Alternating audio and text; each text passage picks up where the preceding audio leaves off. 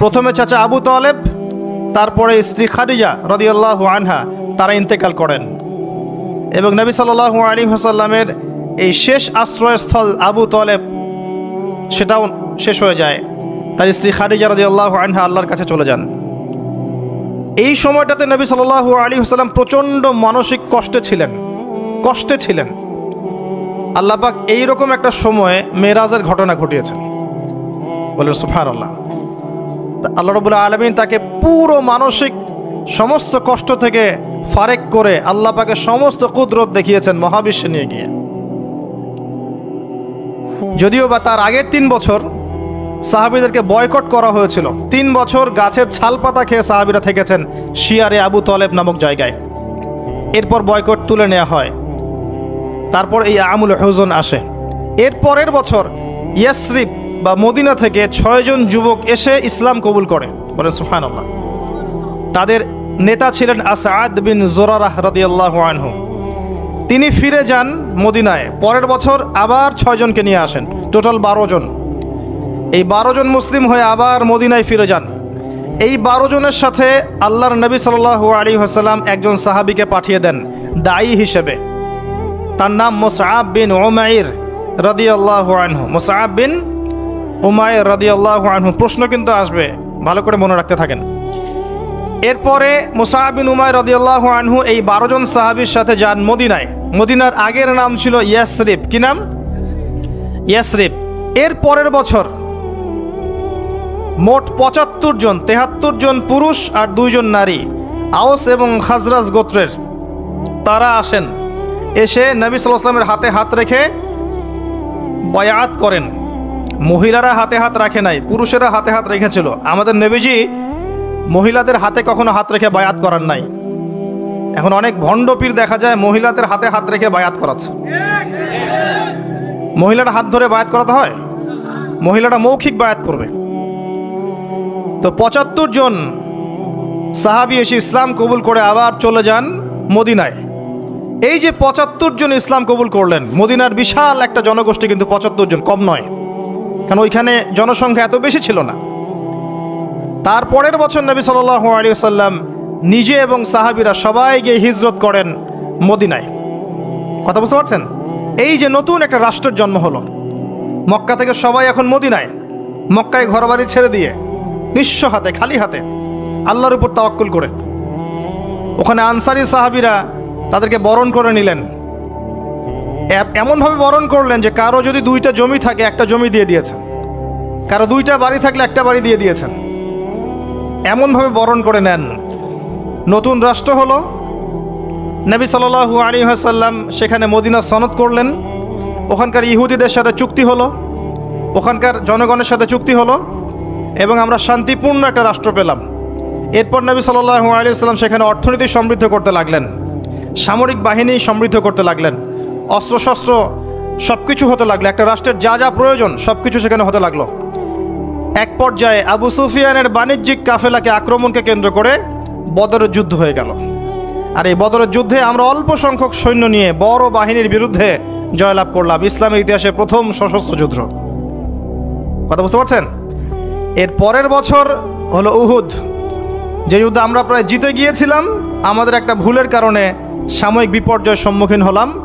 আমরা উহুদের সাময়িক বিপর্যয়ের সম্মুখীন হলাম। 70 জন সাহাবী শহীদ হয়ে গেল।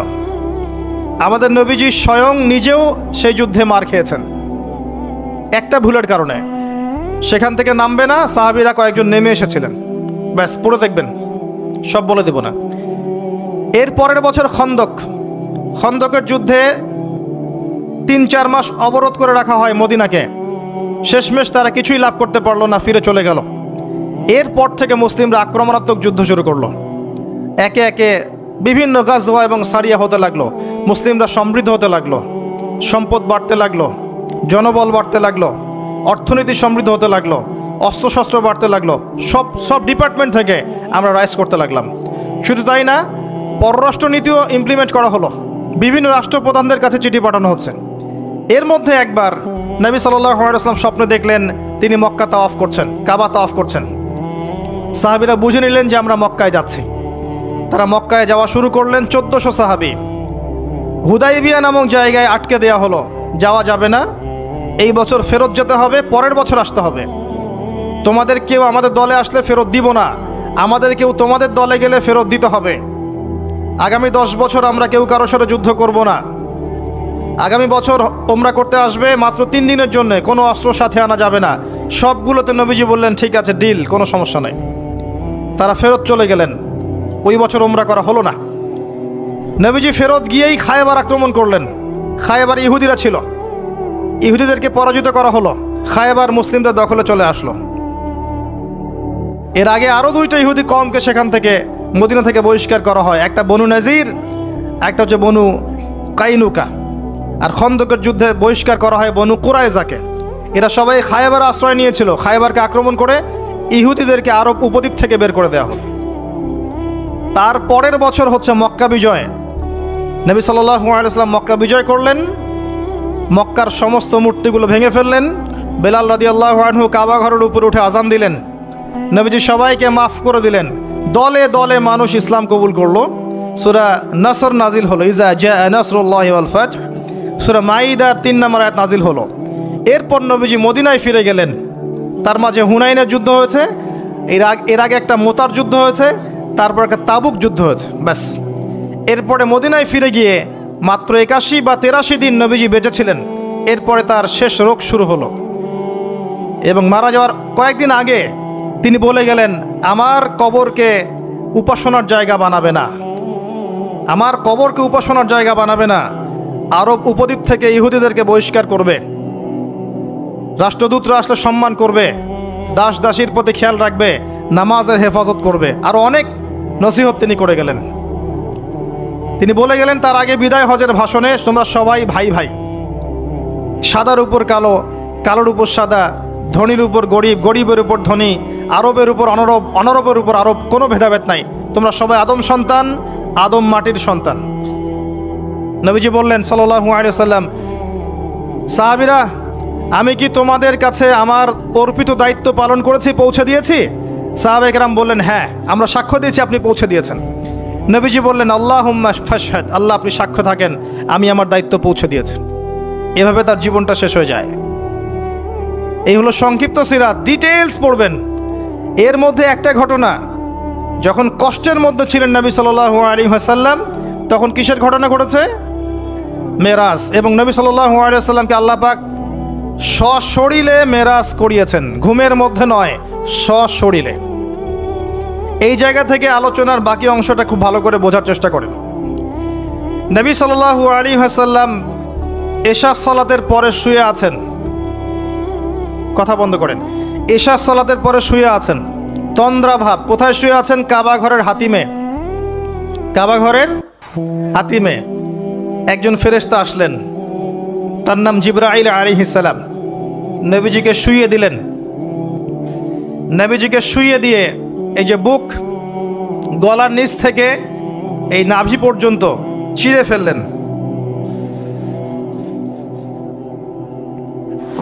কলিজা এটা বের করা হলো, একটা পাত্র আনা হলো। এই পাত্রের মধ্যে ছিল ঈমান এবং প্রজ্ঞা।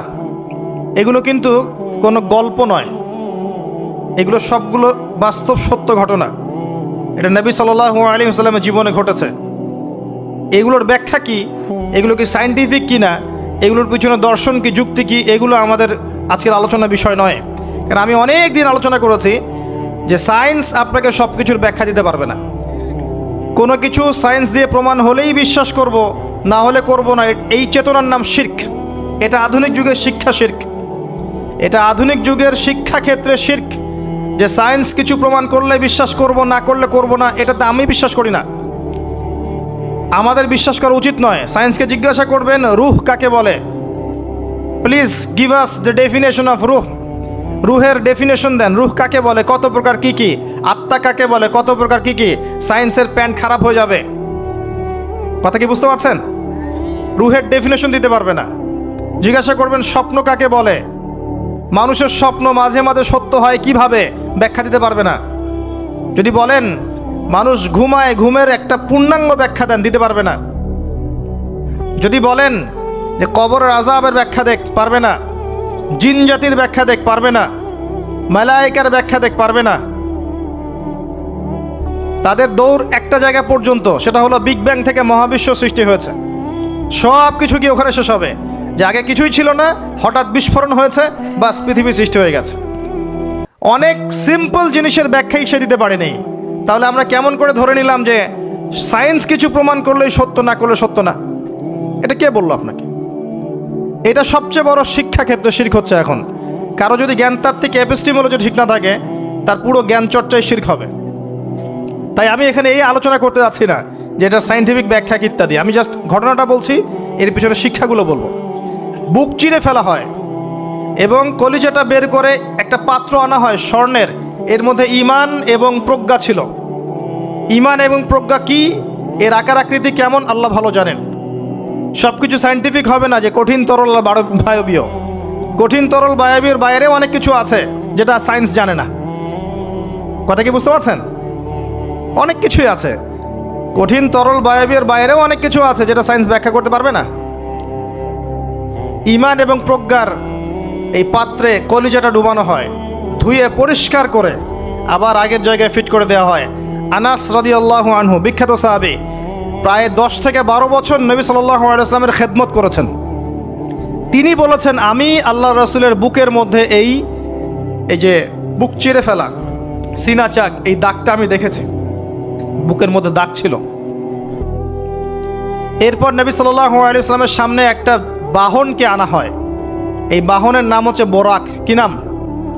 গাধার চেয়ে একটু বড়, খচ্চরের চেয়ে একটু ছোট, এর নাম হচ্ছে বোরাক। এই বোরাকে নবী সাল্লাল্লাহু আলাইহি ওয়াসাল্লামকে উঠতে বলা হয়।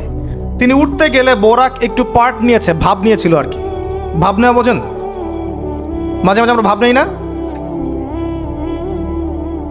কখনো মেয়েদের বিউটি কন্টেস্ট দেখেছেন? ফ্যাশন শো দেখেন নাই?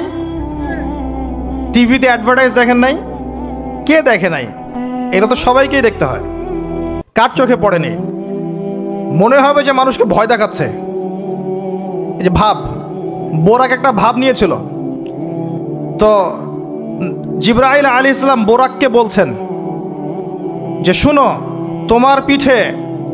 তোমার পিঠে মুহাম্মদ সাল্লাল্লাহু আলাইহি ওয়াসাল্লামের চেয়ে উত্তম কোনো মানুষ এখনো বসে নাই, আর মুহাম্মদ সাল্লাল্লাহু আলাইহি ওয়াসাল্লামের চেয়ে প্রিয় এবং সম্মানিত মহান কোনো ব্যক্তি আল্লাহর কাছে নাই। অতএব তুমি এত পার্ট নিও না। তখন বোরাক ঘামতে শুরু করে। আমি যে কথাগুলো বলছি এগুলো সহিহ বুখারীর মধ্যে আছে, সহিহ মুসলিমের মধ্যেও আছে এবং অন্যান্য সিরাতের গ্রন্থগুলোর মধ্যে আছে। আমি এক জায়গায় করে কথাটা বলার চেষ্টা করছি। এরপর বোরাক ছুটতে শুরু করে। নবীজি বলছেন, বোরাকের ছোটার গতিটা এমন ছিল যে আমাদের দৃষ্টি যতদূর পর্যন্ত যায়, সে তার একটা পা অতদূর পর্যন্ত ফেলছে। এখনকার রকেটগুলোর গতি দেখেছেন? এই মহাবিশ্ব যত অভিযান, আমাদের ধারণা যে এই মেরাজের ঘটনাকে কেন্দ্র করেই হয়েছে। এই থিওরিগুলো ওরা পেত না। মহাবিশ্বের এই আকাশ ভেদ করে যাওয়া যায়, এই যে কনসেপ্টটা কিন্তু নবী সাল্লাল্লাহু আলাইহি ওয়াসাল্লাম মেরাজের আগে কখনো হয়নি। একমাত্র ঘটনা পৃথিবীতে যে পৃথিবীর কোনো মানুষ 7 আকাশের উপরে গিয়েছেন, আল্লাহর সাথে কথা বলে এসেছেন। সুবহানাল্লাহ। এমনকি কোনো নবীর ক্ষেত্রেও এটা হয়নি, কোনো নবীর ক্ষেত্রেও নয়। এবার এই বোরাক চলে গেল বাইতুল মাকদাস। এটা কোথায়? বাইতুল মাকদিস, বাইতুল মাকদাস না, বাইতুল মাকদিস। বিভিন্ন মানুষ বিভিন্ন উচ্চারণ করে। এটা হচ্ছে প্যালেস্টাইন। কোথায়? নাম শোনেন নাই? আর প্যালেস্টাইন নিয়ে তো যথেষ্ট বলেছি এই বয়সে, আলহামদুলিল্লাহ। তবে মূল বিষয়টা এখনো বলা হয়নি, সেটা ইনশাল্লাহ আস্তে আস্তে আসবে। এতটুকু শুনেন, প্যালেস্টাইন হচ্ছে শেষ জামানার সবচেয়ে ইম্পর্ট্যান্ট জায়গা। সারা পৃথিবীতে যত জায়গা আছে, এগুলো চাইতে সবচেয়ে ইম্পর্ট্যান্ট জায়গা হচ্ছে শেষ জামানায় প্যালেস্টাইন বা ফিলিস্তিন এবং জেরুজালেম। সারা পৃথিবীর সমস্ত কর্মকাণ্ড আখিরুজ্জামানে এই জেরুজালেমকে কেন্দ্র করে হবে। এই কারণেই জিউসরা সেখানে ঘাঁটি গেড়েছে। এটাই সেই জায়গা যেখানে ঈসা ইবনে মারিয়াম ইসলামী খেলাফত কায়েম করবেন অচিরেই ইনশাআল্লাহ। এটাই সেই জায়গা যেখানে মাসিহুদ দাজ্জালকে হত্যা করা হবে। আর দাজ্জালের চেয়ে বড় কোনো ফিতনা এই উম্মার জন্য নেই। কোন সূরা আপনাকে বাঁচাবে দাজ্জাল থেকে? সূরাতুল কাহফ। জীবনে একবারও পড়েছেন? হাত উঁচু করেন। অর্থসহ পড়েছেন? আলহামদুলিল্লাহ। 10টা আয়াত, প্রথম 10, শেষের 10 মুখস্থ করতে হবে। আল্লাহ পাক তৌফিক এনায়েত করুন। তিনি গেলেন বাইতুল মাকদিস। সেখানে গিয়ে দেখলেন মসজিদের মধ্যে একজন ব্যক্তি সালাত আদায় করছেন। দেহের গড়নটা একটু লম্বা এবং চুলগুলো কোকড়ানো, কানের লতি পর্যন্ত, রুগ্ন একটু। তাকে বলা হচ্ছে ইনি হচ্ছেন মুসা আলাইহিস সালাম, সালাত পড়ছেন। এখন কিভাবে সালাত পড়ছেন, জীবিত না মৃত নাকি বারজাখে, আমরা ব্যাখ্যা করতে পারবো না। যা তিনি দেখেছেন তাই বলেছেন, আমরা বিশ্বাস করেছি, সামিআনা ওয়া আতা'না। যেমনটা আবু বকর সিদ্দিককে বলা হয়েছে রাদিয়াল্লাহু আনহু, আপনি কি মেরাজের ঘটনা বিশ্বাস করেন? আপনি কি মেরাজের ঘটনা বিশ্বাস করেন? আল্লাহ রাসূল সাল্লাল্লাহু আলাইহি ওয়াসাল্লাম এক রাতের মধ্যে বাইতুল মাকদিস গিয়েছেন, সেখান থেকে আরশে আজিম, আবার ফিরে এসেছেন, অজুর পানি গড়িয়ে পড়ছে। আবু বকর সিদ্দিক তিনি বলছেন, এর চাইতেও বড় কথা তো আমি বিশ্বাস করি, সেটা হলো আসমান থেকে কোরআন তার উপর নাজিল হচ্ছে প্রতিনিয়তই। যে আল্লাহ তার উপর কোরআন নাজিল করতে পারেন, তাকে আসমানে নিয়েও যেতে পারেন, এটা অবিশ্বাস করার কি আছে? এরপর থেকে তার নাম হয় কি? সিদ্দিক। তো আমরা ওই দিকে যাওয়ার চেষ্টা করি। নবীজি বলেছেন, ব্যাস সত্য। এবং এখানে ঢোকার আগে একটা পাথরের মধ্যে এই বোরাকটাকে বেঁধে রাখা হয়। আরেকজন ব্যক্তিকে দেখেছেন যার গড়ন ফর্সা এবং লালচে, এই দুইটা কালারকে মিক্স করলে যেমন গায়ের রং হবে এমন, এবং চুলগুলো হচ্ছে অনেক সোজা, সিল্কি। সিল্কি শব্দটা আমি বুঝলাম, চুলগুলো অনেক সোজা, এটা আমার কথা। স্বচ্ছ ঝকঝকে চুল। তো গায়ের গড়নটা খুব বেশি লম্বাও না, খুব বেশি খাটোও না। নবীজিকে বলা হচ্ছে ইনি হচ্ছেন ঈসা ইবনে মারইয়াম। নবী সাল্লাল্লাহু আলাইহি ওয়াসাল্লাম আরেকজনকে দেখলেন যার গড়নটা হুবাহু নবী সাল্লাল্লাহু আলাইহি ওয়াসাল্লামের মতোই। এবার তাকে বলা হলো ইনি হচ্ছেন আদি পিতা ইব্রাহিম আলাইহিস সালাম। ইব্রাহিম আলাইহিস সালামের সাথে আমাদের নবী সাল্লাল্লাহু আলাইহি ওয়াসাল্লামের পুরো ফিজিক্যালিও মিল ছিল, এবং জীবনের যে গতি এখানেও মিল ছিল। হয়তোবা এই কারণেই আমরা দরুদ ইব্রাহিমে অন্য নবীর নাম না নিয়ে ইব্রাহিম আলাইহিস সালামের নামটা নিচ্ছি। আল্লাহু আলাম, আল্লাহ ভালো জানেন। যখন নবীর নাম আসবে সবাই কমসে কম সাল্লাল্লাহু আলাইহি ওয়াসাল্লামটুকু বলবেন মনে মনে। এবার সেখানে নবী সাল্লাল্লাহু আলাইহি ওয়াসাল্লাম সমস্ত নবীদেরকে নিয়ে 2 রাকাত সালাত পড়লেন। তিনি ইমামতি করলেন। নবীদের ইমাম হচ্ছেন আমাদের নবী মুহাম্মদুর রাসূলুল্লাহ সাল্লাল্লাহু আলাইহি ওয়াসাল্লাম। আল্লাহ পাক আমাদের সবাইকে তার সুন্নাহগুলো আমল করার তৌফিক দান করুন। আমাদের প্রতিটা কাজ যেন তার সুন্নাহ মতো হয়, আল্লাহ পাক সে তৌফিক এনায়েত করুন। এরপর নবী সাল্লাল্লাহু আলাইহি ওয়াসাল্লামকে নিয়ে যাওয়া হচ্ছে আকাশে। প্রথম আকাশের দরজা আছে। এখন নাসা যদি আবিষ্কার করতে ব্যর্থ হয়, আমাদের কিছু করার নাই, আকাশের দরজা আছে। ওরা যদি বলে জান্নাত জাহান্নামের ব্যাখ্যা কি, জান্নাত জাহান্নাম তো সায়েন্স প্রমাণ করতে পারছে না, তাহলে এগুলোর কি ব্যাখ্যা? আমরা বলবো এটা সায়েন্সের ব্যর্থতা, জান্নাত জাহান্নামের অস্তিত্বের ব্যর্থতা নয়, এটা সায়েন্সের ব্যর্থতা। আছে, খুঁজতে থাকেন, একদিন পাবেন ইনশাআল্লাহ। তবে পাওয়ার আগে যে কিয়ামত হয়ে যাবে এটা নিশ্চিত, পাওয়ার আগে কিয়ামতই হয়ে যাবে। আমরা কারেন্ট অ্যাফেয়ার্সে দেখেছিলাম কয়েকদিন আগে একটা গ্রহের সন্ধান পাওয়া গেছে। এই গ্রহটা ডায়মন্ড দিয়ে তৈরি, হীরার। এখন বিশ্ববাসী বিশ্বাস করছে হ্যাঁ হীরার গ্রহ আছে। কথা বুঝতে পারছেন? আল্লাহ পাক কোরআনে বলেছেন জান্নাতের মাটি হবে সোনার, আছে না, সোনার, মতির, জহরতের। তো যদি কখনো দেখবেন সায়েন্স বলে যে হ্যাঁ এমন একটা গ্রহ পাওয়া গেছে পৃথিবী থেকে কয়েক কোটি আলোকবর্ষ দূরে, গ্রহের নাম হচ্ছে JNAXYZ.000 অমুক, এদের নামগুলো এমন ভয়ঙ্কর হয় আর কি, তখন দেখবেন বিশ্বের মানুষ বিশ্বাস করছে। করবে না বিশ্বাস? নিশ্চিত বিশ্বাস করবে। আমাদের পুরো চিন্তাটাই এখন এমন, সায়েন্স বললে হ্যাঁ আমি হ্যাঁ, ও যদি বলে না আমি না। 20 সেকেন্ড হাত দাও, 20 সেকেন্ডই। মাস্ক না পড়লে যাবে না, ভাইরাস যাবেই না, পড়তেই হবে। 3 ফিট দূরে দাঁড়াও, 4 ফিট দূরে দাঁড়াও, ও যা বলবে তাই। এটা শিরক। মসজিদের মধ্যে আমরা বানরের মতো নামাজ পড়ছি, জাস্ট লাইক ডঙ্কিস, 4 ফিট দূরে দূরে এক একজন। সুবহানাল্লাহ। মাঝখানে কি শয়তানের জন্য?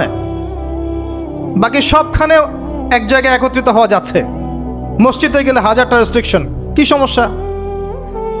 সমস্যা কোথায়? চেহারা ঢেকে নামাজ হয় মসজিদে? বড় বড় ওলামায়ে কেরামদের কাছে ফতোয়া নেন। একটা বিশ্বাস, একটা ভয়, একটা আতঙ্ক। আর কিছু কিছু মিডিয়ার কাজ হচ্ছে মানুষকে আতঙ্কিত করা। আজকে কয়টা মরলো, আজকে কয়টা আক্রান্ত হলো, আজকে কয়টা কি হলো। মানুষের সাইকোলজিক্যালি এমন, মানে মাইন্ডসেটটা তৈরি করা হচ্ছে এমন যে ভয়, আতঙ্ক। কেন ভাই, মরবেন না কখনো? সতর্ক থাকার নাম কি এরকম করা? সারা বিশ্বের মানুষকে ভয় দেখিয়ে আতঙ্কিত করে ফেলা হচ্ছে। আর ওইদিকে দেখেন যাদের যুদ্ধ করার যুদ্ধ করছে, যাদের যা কিছু করার তাই করছে। সারা ওয়ার্ল্ড অ্যাফেয়ার্স কি থেমে আছে? মানুষের দৃষ্টিভঙ্গিকে একদিকে ফোকাস করিয়ে দেয়। আমরা বলছি না যে ভাইরাসের অস্তিত্ব নাই, কিন্তু আল্লাহর চেয়ে বেশি ভয় তাকে করতে হবে কেন? বিগত 1 বছরে যতগুলা মানুষের সাথে আমি মোসাফা করেছি, এতদিনে আমার কবরে থাকার কথা ছিল, যদি সায়েন্স সত্য হয়। কথা কি বুঝতে পারছেন না? এখন আপনি আমাকে ব্যাখ্যা দেন যে আমার কেন হয় নাই, ব্যাখ্যা দেন। কি ব্যাখ্যা দিবেন আপনি আমাকে?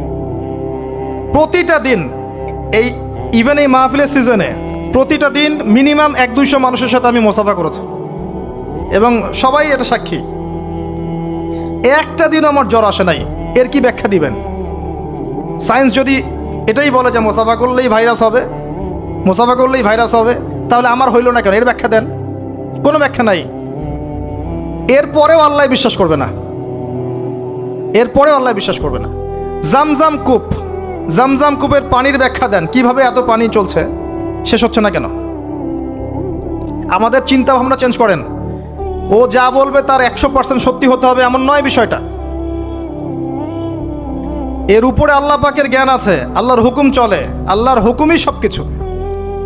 এর বাইরে মানুষ প্রোটেকশন নিবে, সুস্থ থাকবে, সে তার মেডিকেল রুটিনগুলো ঠিকঠাক মতো চলবে, ঠিক আছে, কিন্তু এত বেশি কেন মাথায় নিতে হবে যে আল্লাহকেই মানুষ ভুলে যাচ্ছে? সব কিছুর ঊর্ধ্বে মনে হয় যে বস্তুবাদিতা, আল্লাহ অনেক পরের। আল্লাহ ব্যাপারটা কেন এমন কেন হলো? আমরা দিন দিন আমাদের সাইকোলজি এমন জায়গায় নিয়ে যাচ্ছি যে চিন্তা ক্ষেত্রে আমরা বুদ্ধিবৃত্তিকভাবে শিরক করছি। আল্লাহ পাক বোঝার তৌফিক দান করুন, আমিন। আসেন, কোন জায়গায় ছিলাম? প্রথম আকাশ, আকাশের দরজা আছে, নক করা হচ্ছে। আরেকটা কথা বলি, এই পুরো মহাবিশ্বে যতদূর পর্যন্ত আলোচনা হয়েছে এগুলো প্রথম আকাশের অন্তর্ভুক্ত, এরপরে দ্বিতীয় আকাশ। কথা কি বুঝতে পারছেন? এই সব কিছু প্রথম আকাশের মধ্যে, এত গ্যালাক্সিস, এত গ্রহ, এত নক্ষত্র সব কিছু। ওই দিক থেকে আওয়াজ আসছে যে কে আপনারা, কে? জিবরাইল আলাইহিস সালাম বলছেন আমি জিবরিল। ওই দিকের প্রহরী বলছেন আপনাকে কি পাঠানো হয়েছিল? জিবরিল আমিন বলছেন হ্যাঁ, আমাকে পাঠানো হয়েছে। আপনার সাথে কে? আপনার সাথে, আমার সাথে মুহাম্মদুর রাসূলুল্লাহ সাল্লাল্লাহু আলাইহি ওয়াসাল্লাম। দরজা খুলে দেয়া হলো, প্রবেশ করা হলো। তিনি দেখলেন একজন ব্যক্তি একবার ডানে তাকাচ্ছেন, একবার বামে তাকাচ্ছেন। ডান দিকে তাকাচ্ছেন, হাসছেন, বাম দিকে তাকাচ্ছেন, কাঁদছেন। নবী সাল্লাল্লাহু আলাইহি ওয়াসাল্লাম জিজ্ঞাসা করলেন উনি কে আর উনি এমন করছেন কেন? তাকে বলা হলো তিনি হচ্ছেন আপনাদের আমাদের সবার আদি পিতা আদম আলাইহিস সালাম। যখন ডান দিকে দেখছেন, ডান দিকের রূহগুলো হচ্ছে জান্নাতি রূহ, এগুলোকে দেখে তিনি হাসছেন, তার সন্তানদের মধ্যে এই মানুষগুলো জান্নাতে যাবে। যখন বাম দিকে তাকাচ্ছেন, তার সন্তানদের এই রূহ দেখে তিনি কষ্ট পাচ্ছেন, এরা জাহান্নামে যাবে। আর আমি বলে রাখি, সহিহ বুখারীতে 4 বার হাদিসে এসেছে যে আদম আলাইহিস সালামকে কিয়ামতের মাঠে আল্লাহ পাক ডেকে নিয়ে আসবেন এবং বলবেন তোমার সন্তানদের মধ্য থেকে জান্নাতি জাহান্নামী আলাদা করে দাও। আদম আলাইহিস সালাম বলবেন কতজন হে আল্লাহ? আল্লাহ বলবেন প্রতি 1000-এ 999 জনকে জাহান্নামের জন্য আলাদা করে দাও। বলেন নাউযুবিল্লাহ, ইন্না লিল্লাহি ওয়া ইন্না ইলাইহি রাজিউন। প্রত্যেক 1000-এ 999 জন মানুষ জাহান্নামে যাবে। আল্লাহ পাক আমাদেরকে হেফাজত করুন, আমিন। তবে সবচেয়ে বেশি মানুষ যারা জান্নাতে যাবে তারা এই উম্মতের মধ্যে, এটা সুখবর। সবচেয়ে বেশি মানুষ যারা জান্নাতে যাবে তারা এই উম্মতে মুহাম্মাদের মধ্যেই হবে। তারপরেও আরেকটা দুঃসংবাদ, যে এই উম্মতের মধ্যে 73টা দল হয়ে যাবে, যার মধ্যে 72 দল জাহান্নামে যাবে, একটা দল জান্নাতি। মা আলা আলাইহি ওয়া আসহাবি, আমি যার উপরে আছি, আমার সাহাবীরা যার উপরে আছেন। অতএব আমরা আমাদের আকীদা আমলগুলোকে আল্লাহ রাসূল সাল্লাল্লাহু আলাইহি ওয়াসাল্লাম এবং সাহাবীদের আকীদা আমলের সাথে মিলাই, ইনশাআল্লাহ আমরা জান্নাতে যাব। আরেকটা কথা হচ্ছে, এই উম্মতের মধ্যে যারা শিরক না করে মারা যাবে, শিরকের গুনাহ না করে মারা যাবে, হয়তো অন্য অন্য বড় গুনাহ আছে, আল্লাহ চাইলে তাদের সমস্ত গুনাহকে মাফ করে জান্নাতে দিতে পারেন। সাবধান থাকবেন শিরক থেকে। আল্লাহ পাক সবাইকে শিরক থেকে মুক্ত রাখুন, আমিন। আদম আলাইহিস সালামকে দেখে তিনি সালাম দিলেন, তিনি সালামের প্রতি উত্তর দিলেন, মারহাবা জানালেন এবং এগিয়ে চললেন। দ্বিতীয় আসমানে নবী সাল্লাল্লাহু আলাইহি ওয়াসাল্লাম সাক্ষাৎ হচ্ছে দুজন নবীর সাথে। একজন ঈসা ইবনে মারিয়াম, নাম শুনেছেন? তিনি সেই নবী যিনি মসিহুদ দাজ্জালকে হত্যা করবেন এবং এই পৃথিবীতে তিনি আবারও ফিরে আসবেন ইনশাআল্লাহ। ন্যাটো ওকে ঠেকাতে পারবে না, জিউসরা তাকে ঠেকাতে পারবে না, ইসলামের অন্যান্য যে বিরোধী শক্তি তারা তাকে ঠেকাতে পারবে না।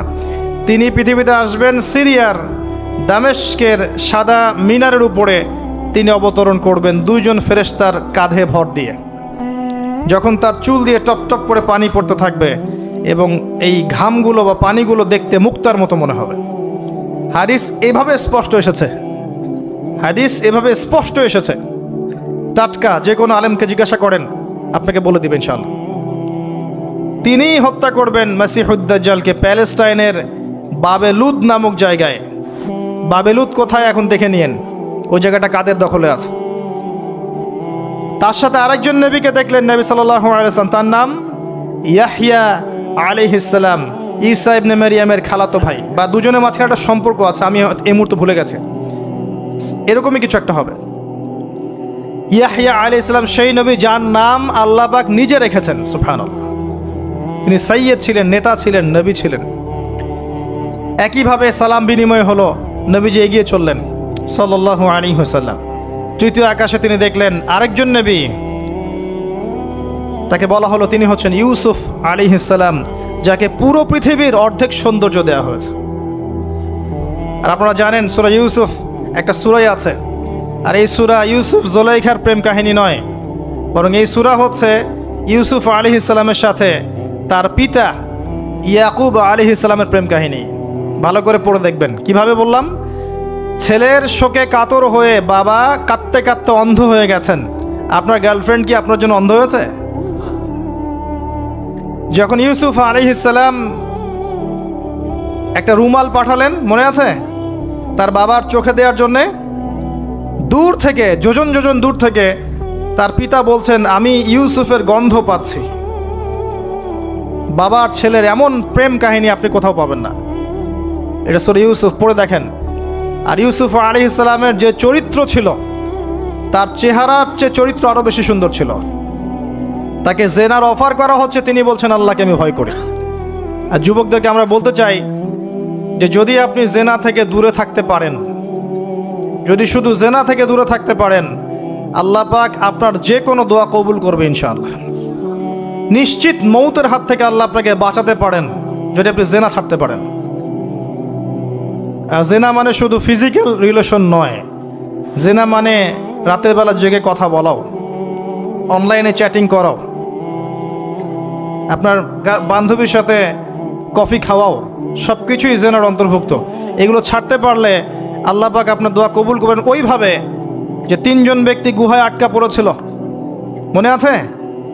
গুহার মুখের মধ্যে একটা পাথর এসে গেল, সবাই বলছে আজকে আর বাঁচার বুদ্ধি নাই, নিজের আমল দিয়ে আল্লাহর কাছে বাঁচতে চাও। তার মধ্যে একজন বলছে, একজন তাকে পেতে চাইতাম, সে রাজি হয়ে গিয়েছিল 100 স্বর্ণ মুদ্রার বিনিময়ে।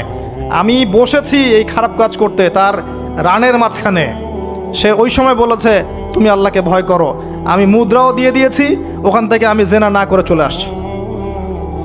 আল্লাহ এই কাজ যদি তোমার পছন্দ হয়ে থাকে, আজকে এই মৃত্যুর হাত থেকে আমাকে বাঁচাও। ওই পাথর সরে গেল। এটা দলিল দিলাম, জেনা ছাড়তে পারলে আপনার দোয়া, যে কোনো দোয়া আল্লাহ কবুল করবে ইনশাআল্লাহ। শুধু তাই নয়, আরশে আজিম আল্লাহ পাকের সবচেয়ে বড় সৃষ্টি। এর নিচে আল্লাহ পাক 7 শ্রেণীর মানুষকে ছায়া দিবেন। তার মধ্যে এক শ্রেণী হচ্ছে সেই যুবক যাকে কোনো সুন্দরী নারী আহ্বান করেছে খারাপ কাজ করার জন্যে, উচ্চ বংশের, সে বলেছে আমি আল্লাহকে ভয় করি। পারবেন ইউসুফের মতো হতে? আল্লাহ পাক তৌফিক ইনায়াত করুন, আমিন। আপনি জেনা থেকে দূরে থাকেন, আল্লাহ পাক আপনার ঘরে খাদিজা রাদিয়াল্লাহু আনহার মতো মেয়ে দিবেন ইনশাআল্লাহ। আপনি 10টা ঘাটের পানি খেয়ে আসবেন, দেখবেন এমন বউ আল্লাহ কপালে জুটাইছে, সে মাশাআল্লাহ 20 ঘাটের পানি খাওয়া। হ্যাঁ, কিফাউন কিরাম, আল্লাহ পাক একদম দুনিয়াতে ইকুয়ালি ডিল করেন, ইকুয়ালি ডিল করেন। আল্লাহ পাক আপনাদের প্রত্যেকের পারিবারিক জীবনটা সুখী করুন, দোয়া করি, আমিন। ইউসুফ আলাইহিস সালাম তারপরে এগিয়ে চললেন, আর প্রত্যেক আকাশেই মারহাবা মুসাফা হচ্ছে এবং সালাম হচ্ছে। চতুর্থ আকাশে নবী সাল্লাল্লাহু আলাইহি সাল্লাম দেখছেন ইদ্রিস আলাইহিস সালাম। ইদ্রিস আলাইহিস সালামের কথা সূরা মারিয়ামের মধ্যেও আছে, পড়ে দেখবেন। সালাম বিনিময় হলো, নবীজি এগিয়ে চললেন। পঞ্চম আকাশে তিনি দেখছেন হারুন আলাইহিস সালাম। কার ভাই? মুসা আলাইহিস সালামের ভাই। তিনি কিন্তু মুসা আলাইহিস সালামের সাথে ফেরাউনের সামনে গিয়ে দাওয়াত দিয়েছেন, মনে আছে? আরেকটা কথা বলি, কোরআনে দাড়ির দলিল আছে? দাড়ি বলবে নাই। কোরআনে কোথায় দাড়ির দলিল আছে বলেন তো দেখি, কে বলতে পারবেন? কঠিন প্রশ্ন। 500 টাকা পুরস্কার দেব আমার পক্ষ থেকে, জান। যদিও 500 কোনো টাকাই না, টাকার মান দিন দিন কমছে। কোন সূরায় দাড়ির কথা আছে কে বলতে পারবেন? আলেম ওলামা বাদ, তারা তো পারবেন। আমরা সিভিলিয়ানদের জিজ্ঞাসা করছি, সাধারণ জনগণকে। কে পারবেন বলেন? কোন সূরায় দাড়ির কথা আছে? দাড়ি, কোরআনে একটা জায়গায় দাড়ির কথা আছে, কে বলতে পারবেন? দেখছেন, আল কোরআনের আলো ঘরে ঘরে যা আলো, তাই না?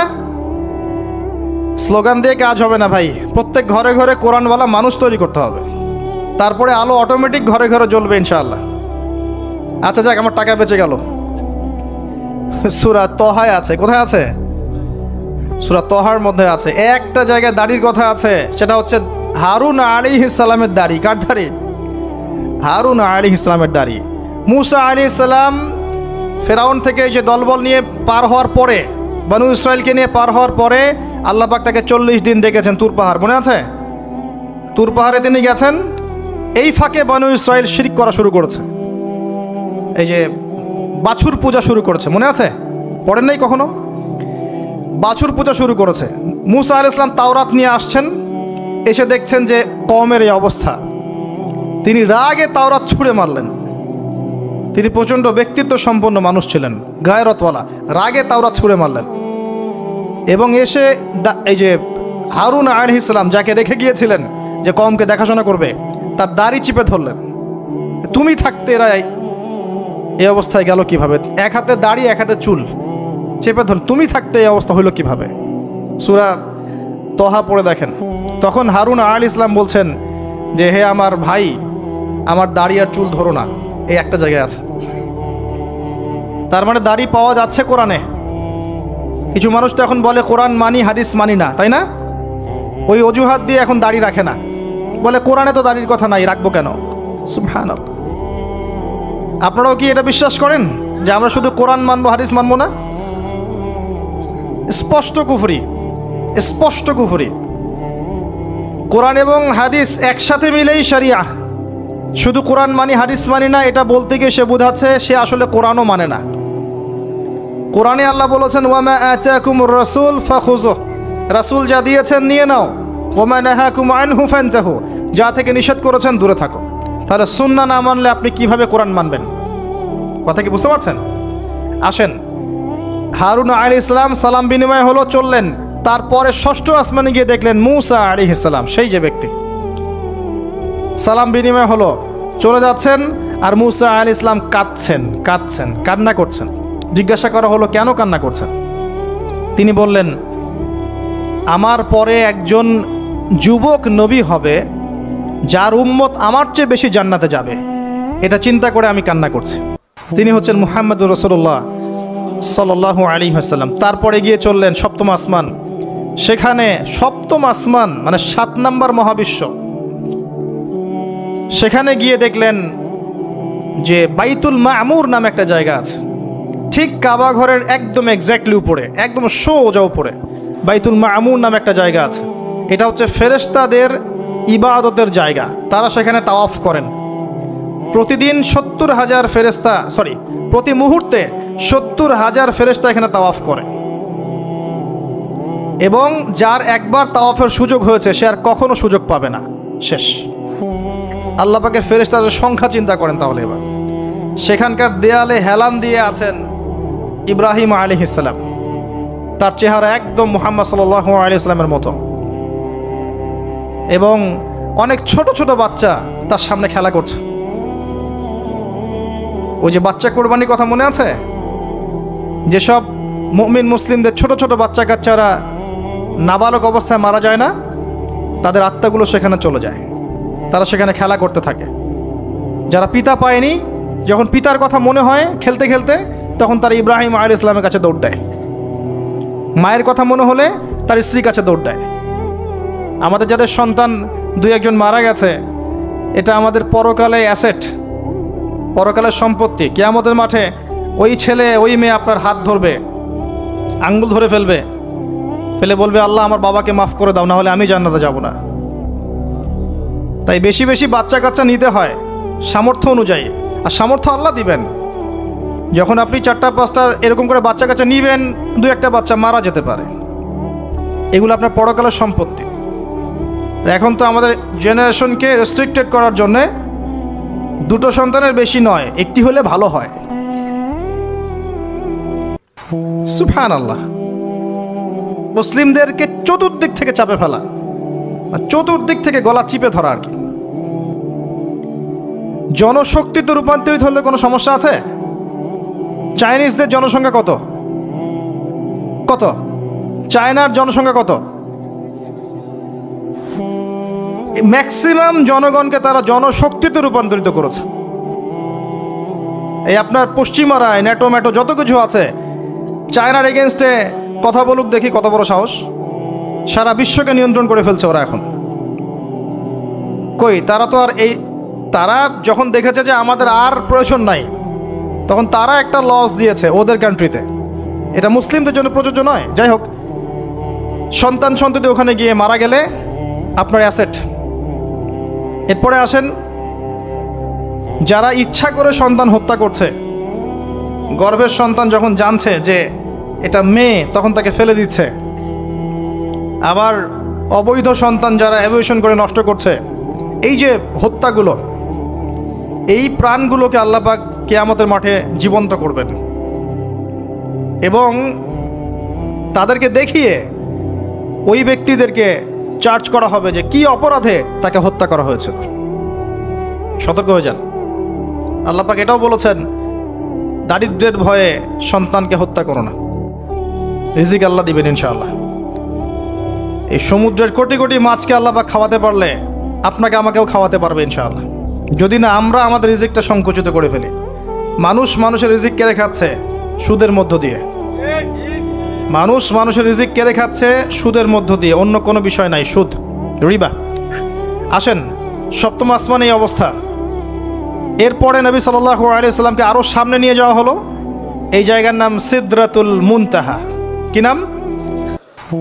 সর্বশেষ জায়গা, যেখানে জিবরাইল আলাইহিস সালামও এর উপরে আর যেতে পারেন না। যদিও বা জিবরাইল আলাইহিস সালাম ফেরেশতাদের সর্দার, তিনিও যেতে পারেন না। তারপরে আরেকটা জগৎ আছে, ওই জগৎ থেকে আদেশ এই সিদরাতুল মুনতাহা পর্যন্ত আসে, এখান থেকে কালেক্ট করে নিচে নামানো হয়। আবার এখান থেকে কোনো আদেশ বা কোনো আদেশ না, এখান থেকে কোনো ফলাফল মুনতাহা পর্যন্ত নিয়ে যাওয়া হয়, সেখান থেকে উপরে তুলে নেওয়া হয়। ওটা একটা বর্ডার, কথা বুঝতে পারছেন? এটা একটা বর্ডার, নো ম্যানস ল্যান্ড। এই জায়গায় গিয়ে জিবরাইল আলাইহিস সালাম নিজের আকৃতিতে আসলেন, 600টা পাখা। কতগুলো পাখা? 600 পাখা। নবী সাল্লাল্লাহু আলাইহি ওয়াসাল্লাম একটু বিব্রত বোধ করছিলেন, তিনি আবার আগের রূপে ফিরে আসলেন। এই জায়গায় বাহন চেঞ্জ করা হলো। এখানে নবী সাল্লাল্লাহু আলাইহি ওয়াসাল্লাম বলেছেন, আমি সিদরাতুল মুনতাহায় এমন কিছু রং দেখেছি, এত অপরূপ সৌন্দর্য দেখেছি, যেটা কোনো মানুষের পক্ষে ভাষায় প্রকাশ করা সম্ভব না। এটা শেষ সীমানা, এবং এটা একটা বড়াই গাছের মতো দেখতে। বড়ই গাছ, বড়াই গাছ না, আসলে বড়ই গাছের কুল গাছের মতো দেখতে। এরপর আরেকটা বাহন আনা হলো, এটা বাহন চেঞ্জ করা হলো। এবার তিনি আরও ঊর্ধ্বে উঠে যাচ্ছেন, উঠছেন উঠছেন উঠছেন। একটা পর্যায়ে ওই জগতে যে ফেরেশতারা আছেন যারা আল্লাহ পাকের আদেশ লিখছেন, ওই আদেশগুলো লিখার যে কলমের খসখস শব্দ, এটা নবীজি শুনতে পারলেন। সুবহানাল্লাহ। নূরের পর্দার কাছাকাছি তাকে নিয়ে যাওয়া হলো, একদম আল্লাহ পাকের কাছাকাছি, আরশে আজিমের কাছাকাছি। এখানে আল্লাহ রাব্বুল আলামিন সরাসরি তার সাথে কথা বললেন, যা ওহী করার তা করলেন, এবং স্পেশালি 3টা গিফট বা হাদিয়া দিলেন। কয়টা? 1 নাম্বার 50 ওয়াক্ত নামাজ। কত ওয়াক্ত? 2 নাম্বার সূরা বাকারার শেষের 3 আয়াত, সূরা বাকারার শেষের 3 আয়াত। আর 3 নাম্বার হচ্ছে একটা ঘোষণা, হে নবী মুহাম্মদ সাল্লাল্লাহু আলাইহি ওয়াসাল্লাম, তোমার উম্মতের কোনো ব্যক্তি যদি আমার সাথে শিরক না করে মারা যায়, আমি তাকে জান্নাতে দিয়ে দিব ইনশাআল্লাহ। আজকে এই মেরাজুন নবী নিয়ে অনেক আলোচনা হবে, কিন্তু আলোচনা হওয়ার পরে আমরা যদি এই নামাজের পাবন্দ না হতে পারি, সূরা বাকারার শিক্ষা নিতে না পারি, বা শেষের আয়াত মুখস্থ করতে না পারি, শিরক ছাড়তে না পারি, আদতে আলোচনার কোনো ফায়দা নাই। কথা বুঝতে পারছেন? এখানকার 3টা মৌলিক হাদিয়া তিনি নিয়ে আসছেন। এবার নিচে নামছেন, ওই যে 6ষ্ঠ আসমানে অপেক্ষা করছেন কে? মুসা আলাইহিস সালাম। কোথায় যাচ্ছেন? এই কি হলো আল্লাহর সাথে কথাবার্তা? এই হয়েছে। কি দিয়েছে আপনাকে? 50 ওয়াক্ত নামাজ। বলেন কি 50 ওয়াক্ত নামাজ? আমার উম্মতে 2 ওয়াক্ত নামাজ ছিল, পড়তে পারে নাই। পারবেন আপনার উম্মত? আপনি ফিরে যান, নামাজ কমিয়ে নিয়ে আসেন। লজ্জাবোধ করলেন নবী সাল্লাল্লাহু আলাইহি ওয়াসাল্লাম, তাও ফিরে গেলেন। 50 থেকে 45, 45 থেকে 40, 40 থেকে 35, করতে করতে করতে করতে 5। এবারও মুসা আলাইহিস সালাম বলছেন ফিরে যান, পারবেন আপনার উম্মত? মুসা আলাইহিস সালাম কত দূরদর্শী ছিলেন দেখেন। পারে উম্মত? ম্যাক্সিমামই তো পারে না। কথা ঠিক আছে না? ম্যাক্সিমাম উম্মতই কিন্তু পারছে না 5 ওয়াক্ত নামাজ পড়তে। তো মুসা আলাইহিস সালামের দূরদর্শিতা ঠিকই ছিল, পারবেন আপনার উম্মত? তিনি লজ্জাবোধ করলেন। আল্লাহ পাক বললেন, তোমার উম্মতের জন্য 5 ওয়াক্তই ফিক্স করলাম, কিন্তু যদি 5 ওয়াক্ত তারা ঠিকঠাক মতো আদায় করে 50-এর নেকি দিয়ে দিব ইনশাআল্লাহ। এবং আরেকটা ঘোষণা দিলেন, সেটা হচ্ছে যে তোমার উম্মতের যে কোনো ভালো কাজকে 10 দিয়ে গুণ করে দেয়া হবে। একটা নেকির কাজ করবেন, 10 গুণ বৃদ্ধি করা হবে, কিন্তু একটা গুনাহ করলে 10 দিয়ে গুণ করা হবে না, একই থেকে যাবে। এবং আপনার উম্মতের কোনো ব্যক্তি যদি কবিরা গুনাহ ছেড়ে দেয়, কবিরা গুনাহ তো বোঝেন, বড় বড় গুনাহ ছেড়ে দেয়, তার সমস্ত সগীরা গুনাহ মাফ করে দেওয়া হবে। আর কি চাই? এবার নবী সাল্লাল্লাহু আলাইহি ওয়াসাল্লাম ফিরে আসছেন। এবার শোনেন আমাদের শিক্ষা। ফিরে আসছেন, আসার আগে তাকে জান্নাত জাহান্নাম দেখানো হয়েছে। নবী সাল্লাল্লাহু আলাইহি ওয়াসাল্লাম যে বিষয়গুলো দেখেছেন, এর মধ্যে যেগুলো হাদিসে এসেছে আমি খুব সংক্ষিপ্ত আকারে বলছি, এবং এখান থেকে আমাদের শিক্ষা নেবেন। মনে রাখবেন, এখন যেগুলো বলছে এগুলো এই উম্মতের জন্য খাস, আমাদের উম্মতে মুহাম্মাদের জন্য খাস। তিনি আসছেন, বারজাখের জগতি হোক আর জাহান্নামের শাস্তি হোক। একজন ফেরেশতাকে দেখলেন, তার মুখে হাসি নাই। কি নাই?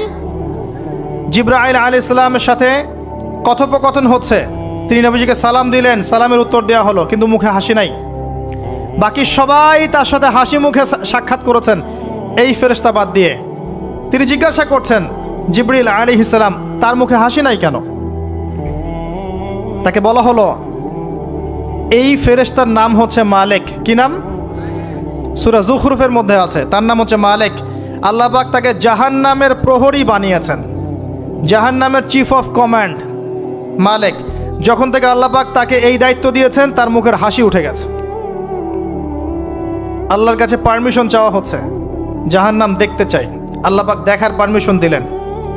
নবী সাল্লাল্লাহু আলাইহি ওয়াসাল্লাম দেখে বললেন, সেখানকার বেশিরভাগ অধিবাসী হচ্ছে নারী জাতি, এবং তিনি বললেন জাহান্নামে যাবে উদ্ধত এবং অহংকারীরা।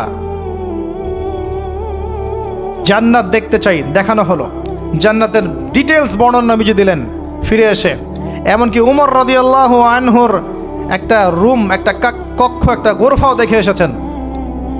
ঢুকতে চেয়েছেন, ঢোকেন নাই।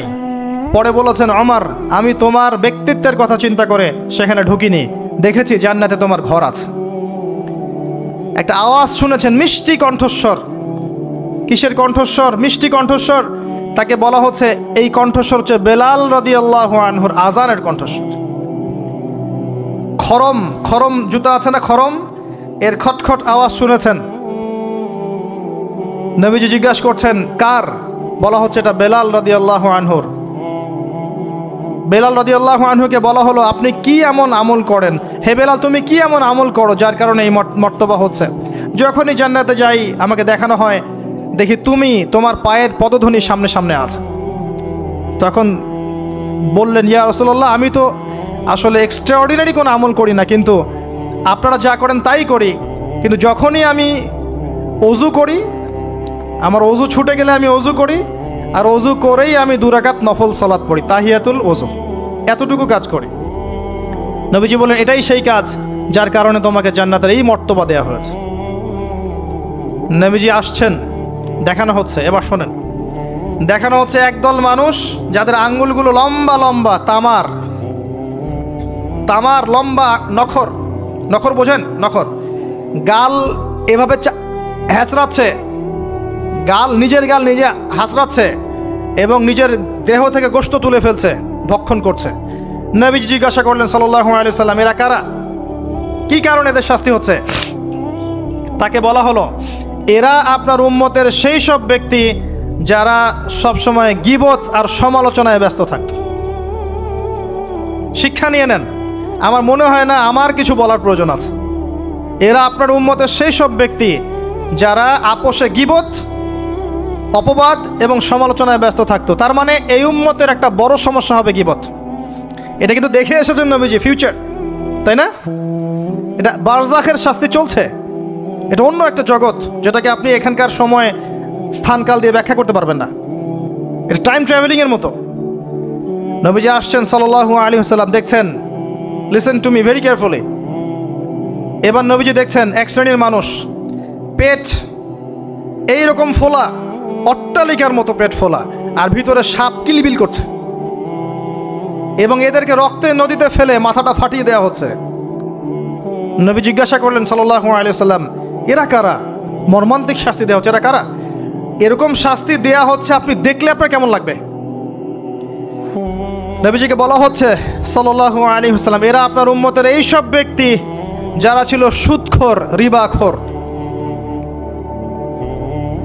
মানে এই উম্মতের অন্যতম বড় সমস্যা হবে রিবা, যেটা আমি বলেছি, প্রতিটা সেক্টরে রিবা।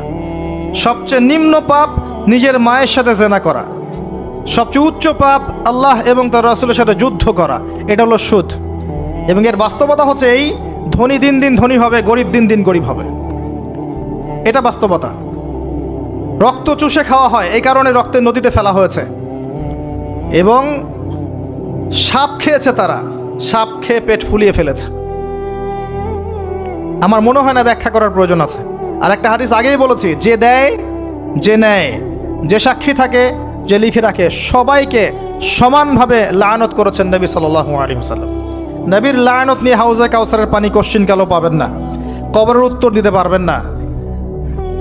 এমনকি নবী সাল্লাল্লাহু আলাইহি ওয়াসাল্লামের সুপারিশ আপনার কপালে নাও জুটতে পারে, সতর্ক হয়ে যান। না খেয়ে থাকেন, সুদ খায়েন না। না খেতে খেতে না খেয়ে মারা যান, তাও সুদ খায়েন না। আর যদি আপনি আল্লাহর জন্য ছাড়তে পারেন, আল্লাহর জন্য ছেড়ে দেন, আল্লাহ পাক আপনাকে বেহিসাব রিজিক দেবে ইনশাআল্লাহ। যাররা পরিমাণ সন্দেহ করবেন না যে আল্লাহ কি দিবেন না দিবেন না, আল্লাহ পাক অবশ্যই দিবেন ইনশাআল্লাহ। ওয়া মান ইয়াতাওয়াক্কাল আলাল্লাহ ফাহুয়া হাসবুহ, যে আল্লাহর উপর তাওয়াক্কুল করে আল্লাহ পাক একাই তার জন্য যথেষ্ট। আল্লাহ পাক যথেষ্ট। ওয়া ইয়ারযুকু মান ইয়াশা বিগাইরি হিসাব, আল্লাহ পাক বেহিসাব রিজিক দেন যাকে চান। মিন হাইসু লা ইয়াহতাসিব, এমন উৎস থেকে রিজিক দিবেন যে সে কল্পনা করে নাই। ছেড়ে দেন। কিন্তু বিশ্বের শুরু থেকে নিচ পর্যন্ত রিবা দিয়ে ভর্তি। একটা ছোট্ট গ্রামে যাবেন, দেখবেন একাধিক সুদী এনজিও কাজ করছে। এখন মা বোনরাও খুব বেশি সুদ খায়, ব্যাংকের মধ্য দিয়ে, সমিতির মধ্য দিয়ে, এইটা ওইটা ছল চাতুরি ঘুরিয়ে ফিরে কতভাবে যে খাওয়া হয় আল্লাহ ভালো জানেন। আল্লাহ পাক আমাদেরকে এই মহামারী থেকে হেফাজত করুন। সবচেয়ে বড় মহামারী চলছে বিশ্বে, এই ইকোনমিক মহামারী, রিবা কেন্দ্রিক মহামারী, এটা মুসলিমের ইমান আমল সব ধ্বংস করে দিয়েছে। আসেন, তিনি আসছেন, দেখলেন এক শ্রেণীর মানুষ আগুন, বড় বড় আগুনের দলা, এগুলো মুখে ঢুকাচ্ছে, পিছনের রাস্তা দিয়ে বের হয়ে যাচ্ছে। নাউজুবিল্লাহ পড়ি আমরা। জিজ্ঞেস করা হচ্ছে কারা এরা, মর্মান্তিক শাস্তি হচ্ছে। নবী সাল্লাল্লাহু আলাইহি ওয়াসাল্লামকে বলা হলো, এরা আপনার উম্মতের সেই সব ব্যক্তি, listen to me very carefully, এরা আপনার উম্মতের সেই সব ব্যক্তি যারা ইয়েতিমদের মাল আত্মসাৎ করে খেত। আমার ব্যাখ্যা করার কোনো প্রয়োজন নাই, আপনারা সবাই শিক্ষিত মানুষ। ইতিমের মাল আত্মসাৎ করলে যদি এই শাস্তি হয়, জনগণের মাল আত্মসাৎ করলে কি হতে পারে চিন্তা করে দেখেন। কি হতে পারে? এটা মানুষের হক, আল্লাহর কাছে ক্ষমা পাওয়া যাবে না, মানুষকে দিতে হবে। আরও এগিয়ে আসলেন, তিনি দেখছেন, এবার বলতে গিয়ে আমার বুক কাঁপছে। দেখলেন এক শ্রেণীর মানুষ জিহ্বাগুলোকে টানা হচ্ছে, আগুনের কেচি দিয়ে কেটে দেওয়া হচ্ছে, আবার জিহ্বা জোড়া লাগছে, আবার কেটে দেওয়া হচ্ছে, চলতে আছে অনবরত, কন্টিনিউয়াসলি। আল্লাহর কাছে কায়েমান বাক্যে দোয়া করি, এ সময় দোয়া কবুল হয়। আল্লাহ পাক যেন দোয়া আমাদের কবুল করেন, আল্লাহ পাক যেন আমাকে এবং আপনাদেরকে এদের অন্তর্ভুক্ত না করেন। জিজ্ঞেস করা হলো এরা কারা? নবী সাল্লাল্লাহু আলাইহি ওয়াসাল্লামকে বলা হচ্ছে, এরা আপনার উম্মতের সেই সব ব্যক্তি যারা ছিল বক্তা, ওয়াইজ, যারা অনেক বক্তব্য করত, নিজে আমল করত না। আর এই মহামারী আমাদের মধ্যে ছড়িয়ে পড়েছে, কোনো সন্দেহ নাই। যদি না পড়তো তাহলে আমাদের কথায় মানুষের জীবন পরিবর্তিত হতো। খুব কম দেখা যায় যে আমাদের কথাগুলো আপনাদের কলবে তাসির হচ্ছে। তাসির তখন হবে যখন আমার মধ্যে আমলটা থাকবে। আর এখন তো আমরা ওয়াজ মাহফিলে প্যান্ডেলকে বানিয়েছি পলিটিক্যাল প্যান্ডেল, কোনো কোনো ক্ষেত্রে বানিয়েছি ভোট চাওয়ার প্যান্ডেল, কোনো ক্ষেত্রে বানিয়েছি যে জিকিরের নামে যাবতীয় বেদাতি কারবার হবে, গানের মতো ডিজে জিকির হয়, ডিজে জিকির। মানে কি যে হয়, যে আসবে তারও কত কাহিনী, আবার বিগ বিগ বাজেট, এইসব না মিললে আবার বক্তব্য হবে না।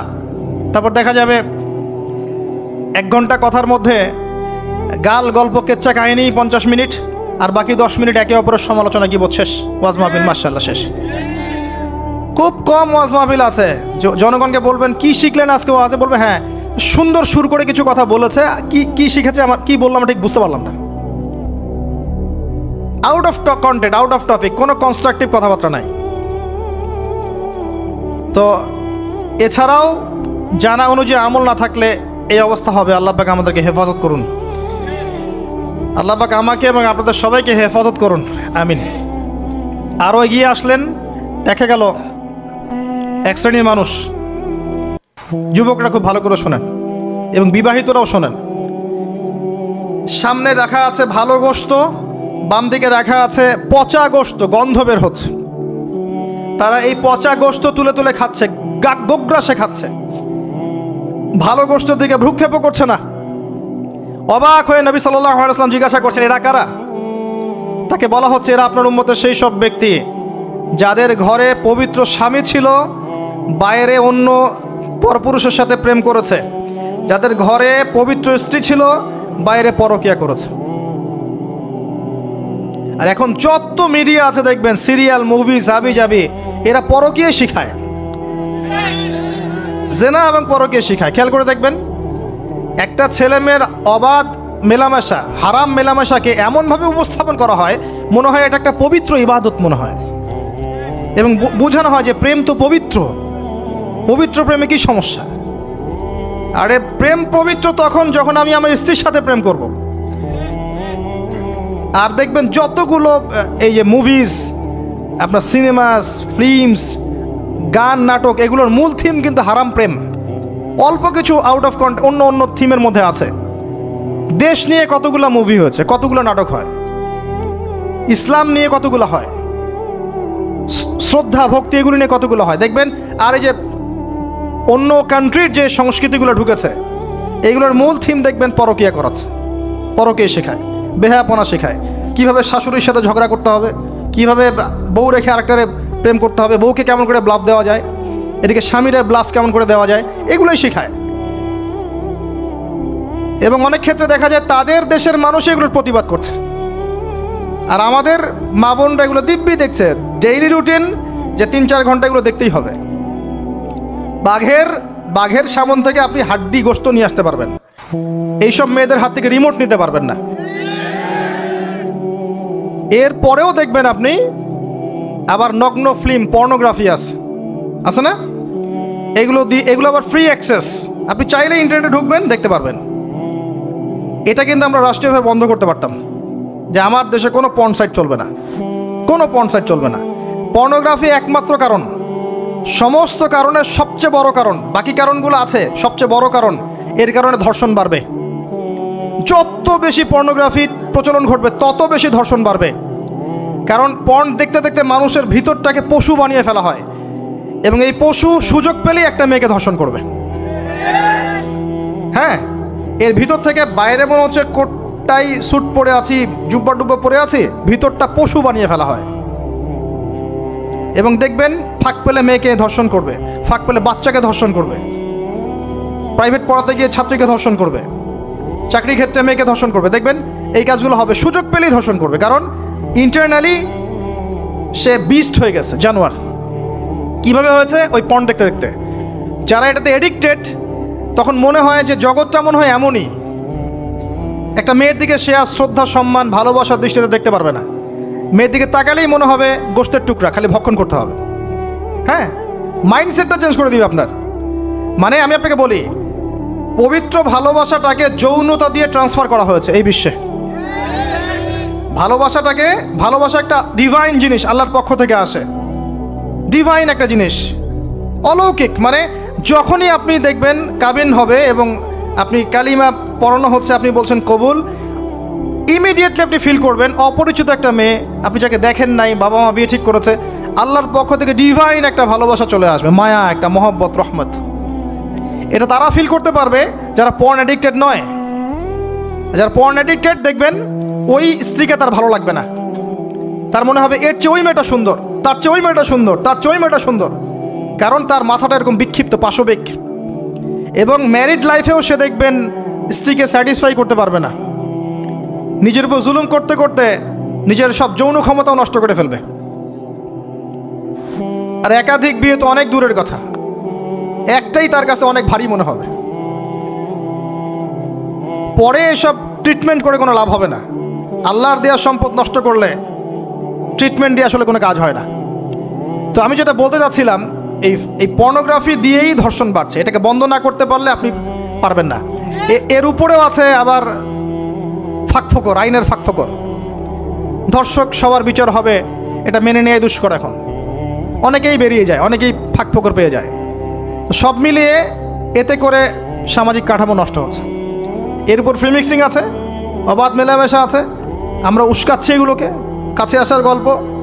আস্তে আস্তে দেখবেন কাঠামোটা আরও কলাপস করে যাবে দিন দিন। এর ফলে কি হবে আমি বলে দেই, শোনেন, আমার উপর রাগ করে না। দিন দিন কি হবে আমি এটাও বলে দিচ্ছি। যত ডে যাবে দেখবেন এর চেয়ে বেশি সমকামিতা বাড়বে।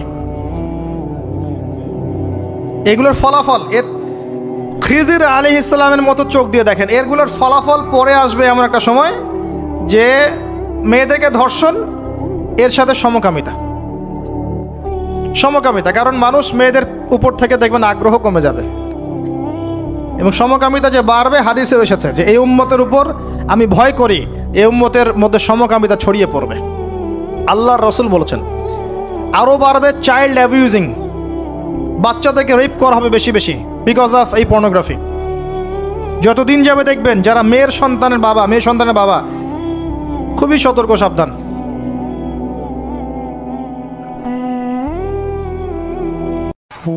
কার কোলে আপনি মেয়েকে তুলে দিচ্ছেন? 5 বছর, 4 বছর, 3 বছর এইসব মেয়েদেরকে ধর্ষণ করা হচ্ছে। সমাজটা কোন জায়গায় চলে গেছে চিন্তা করছেন? এগুলোর মূল কারণ, একদম গাছের উপরের কারণ হচ্ছে পর্নোগ্রাফি। এই মূল কারণ কিন্তু বেপরদামি নয়, আমি বুঝাতে পারছি না মনে হয়। এর মূল কারণ কিন্তু বেপরদামি নয়, পর্নোগ্রাফি। কারণ পর্নোগ্রাফি অ্যাক্সেসের কারণে মানুষের ভিতরটা পশু হয়ে গেছে। এই পশুত্ব মেটানোর জন্যে সে কোনো ওয়ে খুঁজে না পেলে তখন রেপ করবে, বাচ্চাকে পেলে বাচ্চাকেও ধর্ষণ করবে, হামলে পড়বে মেয়েদের উপরে, ভিতর থেকে পশু বানিয়ে দেওয়া হয়েছে। এরপরেও আছে বিয়ের রাস্তা কঠিন করে ফেলা, বিয়ে তো করতে দিচ্ছেন না, কঠিন, বিয়ে করলে অনেক সমস্যা, জেনা করতে কোনো সমস্যা নাই। 1000 টাকা, 2000 টাকা, 5000 টাকা দিয়ে মানুষ জেনা করছে, এবং আপনাদের শহরের ব্যাপার আপনারাই ভালো জানেন, আমাকে বলার দরকার নাই। যখন এই জিনিসগুলো বাড়বে আপনাদের কমিউনিটির মধ্যে, আল্লাহর আযাব গজব বেশি আসবে। আল্লাহর আযাব গজব এমনভাবে আসবে আপনি কল্পনা করতে পারবেন না। গোশত খাচ্ছে, পচা গোশত। আরেকটা বলি, ঠিক এরপরে নবী সাল্লাল্লাহু আলাইহি ওয়াসাল্লাম দেখলেন একটা চুলা দেখলেন, চুলার নিচের দিকটা হচ্ছে প্রশস্ত, মাথাটা সংকীর্ণ এরকম, মানে তন্দুর রুটি ভাজে দেখেছেন রুটি যে ভিতরে দেয় একটা এরকম গোল চুলা থাকে, সামথিং লাইক দ্যাট। নিচে দাউ দাউ করে আগুন জ্বলছে, আর এখানে কিছু মানুষকে জ্বালানো হচ্ছে। যখন নিচ থেকে আগুন এরকম করে আসছে, তখন এরা আগুনের তাপে উতলে উঠছে, আগুন নিচে নেমে যাচ্ছে, এরা আবার আস্তে আস্তে নিচে নেমে যাচ্ছে। এভাবেই হাদিসে ব্যাখ্যা করা আছে। নবী সাল্লাল্লাহু আলাইহি ওয়াসাল্লাম জিজ্ঞাসা করলেন, এরা কারা? বলা হলো, এরা আপনার উম্মতের সেই সব ব্যক্তি যারা জেনায় লিপ্ত ছিল। তিনি আরো এগিয়ে গেলেন, জেনা সম্পর্কে কয়েকটা হাদিস এসেছে।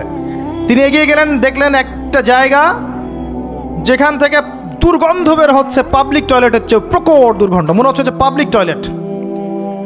নবী জিজ্ঞাসা করলেন সাল্লাল্লাহু আলাইহি ওয়াসাল্লাম, কোন জায়গা থেকে এরকম দুর্গন্ধ আসছে? তিনি বলেন, এটা হচ্ছে জেনাকার, এবং জেনাকারীদেরকে আযাব দেওয়া হচ্ছে, ওদের রক্ত মাংসের পুজের গন্ধ এগুলা। দেখলেন এক শ্রেণীর মানুষকে একটা শরবত খাওয়ানো হচ্ছে, শরবত জাহান্নামীদের রক্ত মাংস পুজের নির্মিত, তার নাম হচ্ছে তিনাতে খাবাল। কি নাম? তিনাতে খাবাল। কাদেরকে খাওয়ানো হচ্ছে? যারা এই উম্মতের মাদক সেবন করতে, এদেরকে খাওয়ানো হচ্ছে। আমি আপনাকে একটু পিছনে নিয়ে যাই, আলোচনা শুরু করেছিলাম যেখান থেকে, ওই যে মৌলিক সমস্যাগুলো যেটা বলেছিলাম এই উম্মতের মধ্যে এখনো আছে, এটাই সেই পাপগুলোর শাস্তি যেটা কিয়ামত পর্যন্ত উম্মতের মধ্যে থাকবে। মাদক, পর্নোগ্রাফি, এই যে আপনার বিহায়াপনা, জেনা, সুদ, এগুলো এখনকার মৌলিক সমস্যা। এগুলোই হবে এই উম্মার বড় বড় সমস্যা, যার কারণে উম্মতের বেশিরভাগ মানুষকে ওখানে আযাব দেওয়া হচ্ছে। আল্লাহ পাক আমাদেরকে হেফাজত করুন। এরপর এভাবে তিনি আরও কিছু শাস্তি দেখেছেন, দেখে আসার পথে জাহান্নামের যে বর্ণনা দিয়েছেন, যে বেশিরভাগ মানুষ সেখানে হচ্ছে জাহান্নামে নারী জাতি। কি কারণে তারা বেশিরভাগ জাহান্নামে যাবে? লানত করার কারণে, অভিশাপ দেওয়ার কারণে, স্বামীর অকৃতজ্ঞ হওয়ার কারণে। সারা জীবন স্বামী করে যাবে, একদিন ঝগড়া লাগলে বলবে সারা জীবন তোমার কাছে কোনো ভালো ব্যবহার পেলাম না। আরেকটা হচ্ছে এমন কিছু তাদের সাথে হবে, লিসেন টু মি, এমন কিছু তাদের সাথে হবে এই উম্মতের ক্ষেত্রে, যার কারণে মেয়েরা ওদের সতীত্ব, তাদের পর্দা, ঈমান, আমল ধরে রাখতে পারবে না। আপনাকে এখন খুঁজতে হবে সেটা কি, যে এই উম্মতের মেয়েদের ক্ষেত্রে স্পেশালি হয়েছে, যার ফলে মেয়েরা আর ঘরে থাকতে পারে নাই, পর্দায় থাকতে পারে নাই, সতীত্ব রক্ষা করতে পারে নাই, নামাজ, কালাম, ঈমান, আকীদার আর ঠিক ঠিকানা নাই। কি সেটা, যেটা আজকে থেকে 100, 200, 500 বছর আগে হয়তো বা ছিল না? সেটার নাম হচ্ছে ফ্যামিনিস্ট রেভলিউশন। এই সম্পর্কে পড়েন ভালো করে। এই কারণেই মেয়েদেরকে আপনি ঘরে রাখতে পারবেন না। আপনাকে বলে রাখি, দাজ্জালের শেষ ফলোয়ার, দাজ্জালের লাস্ট ফলোয়ার হবে এক শ্রেণীর নারী, যাদেরকে আপনি ঘরে রাখতে পারবেন না। নবী যেটাও বলেছেন, এই উম্মতের বহু নারী জাহান্নামের ঘ্রাণও পাবে না, জান্নাতের ঘ্রাণও পাবে না, যদিও জান্নাতের ঘ্রাণ বহু দূর থেকে পাওয়া যায়। যারা এই উম্মতের মেয়েদের মধ্যে এমন কাপড় পরবে যেই কাপড় পরেও তারা নগ্ন থাকে, ব্যাখ্যা কোনো প্রয়োজন নাই, যারা পুরুষের পোশাক পরবে। এবং আসার পথে তিনি একটা সুঘ্রাণ পেলেন, অত্যন্ত সুন্দর ঘ্রাণ। তিনি জিজ্ঞাসা করলেন, এই ঘ্রাণ কোথা থেকে আসছে?